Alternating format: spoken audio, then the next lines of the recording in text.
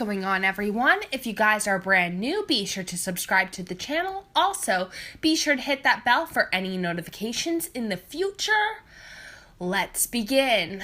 Alright, so recently, as you should know with Powers of X, particularly in issue 4 from this week, we watched as Mr. Sinister made a comeback into the comics. Now, for old school X-Men fans, this should be something that causes you all to just wake the hell up. The finer detail of this is very important, and I've got a theory about Sinister's role in this story and where Jonathan Hickman is taking this. However, we've got to go back to issue 3 of House of X from last week because it's got something to do with this whole thing. We watched in issue 3 of House of X as the heavy hitters of the X-Men died while on a mission against Nimrod and Mother Mold, and this roster included the best of the best. I mean, it included Archangel, Jean Grey, Nightcrawler, Wolverine, and Cyclops. However,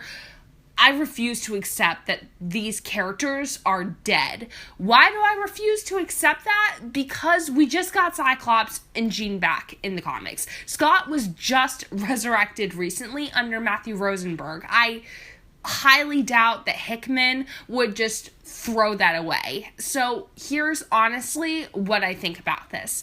I think from my observation of Sinister this week and the fact that he made genetic clones of himself, I've got to say this.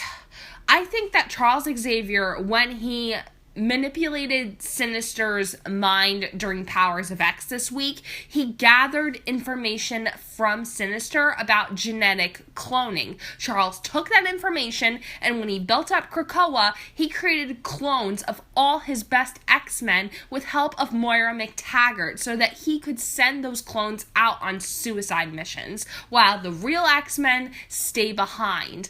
Honestly, I feel this is all just gonna make sense, because why would Xavier send out his best X-Men to die knowing how dangerous the mission was?